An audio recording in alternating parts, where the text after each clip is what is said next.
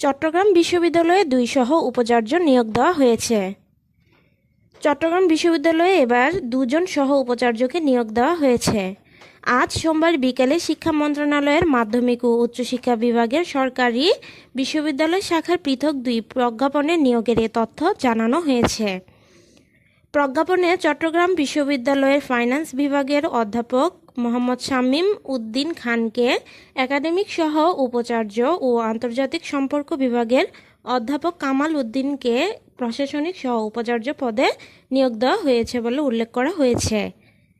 যোগদানের তারিখ থেকে আগামী 4 বছর তারা এ পদে দায়িত্ব পালন করবেন।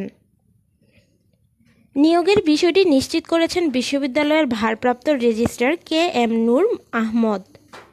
তিনি বিকেলে প্রথম আলোকে বলেন, আজ বিকেলে তিনি প্রজ্ঞাপন পেয়েছেন। বিকাল হওয়ায় আজ কেউ দায়িত্ব নেবেন না, আগামীকাল দুজনেই দায়িত্ব নেবেন বলে জেনেছি। সহ উপাচার্য পদে দায়িত্ব পাওয়া 2 শিক্ষকই চট্টগ্রাম বিশ্ববিদ্যালয়ের শিক্ষকদের রাজনৈতিক সংগঠন সাদা দলের সঙ্গে যুক্ত। দলটি বিশ্ববিদ্যালয়ে বিএনপি ও জামায়াতপন্থী হিসেবে পরিচিত। একাডেমিক সহ উপাচার্য পদে দায়িত্ব পাওয়া অধ্যাপক শামীম উদ্দিন খান এই দলের আহ্বায়ক।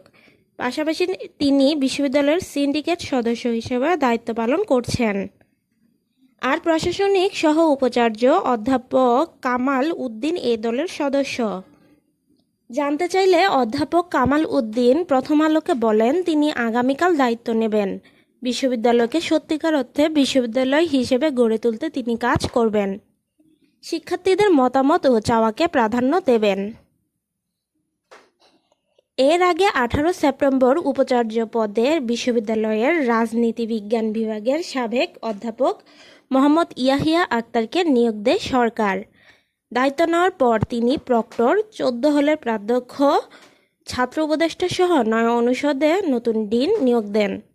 তবে ক্লাস পরীক্ষা কবে থেকে শুরু হবে এ বিষয়ে এখন পর্যন্ত সিদ্ধান্ত হয়নি। বিশ্ববিদ্যালয়ের শ্রেণী কার্যক্রম বন্ধ হয়েছে 1 জুলাই থেকে।